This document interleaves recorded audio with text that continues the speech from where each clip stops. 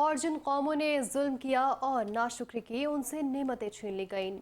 تقوی اختیار کرنا ایمان والوں کی شان ہے۔ اے ایمان والو، اللہ سے ڈرو اور تقوی اختیار کرو۔ امام مسجد نبوی شیخ علی عبدالرحمن الحذیفی نے مسجد نمرہ سے خطبہ حج میں کہا کہ اے ایمان والو، عہد کی پاسداری کرو، کسی کو اللہ تعالیٰ کا شریک نہ ٹھہرایا جائے، رب کے سوا کسی غیر کی عبادت مت کرو۔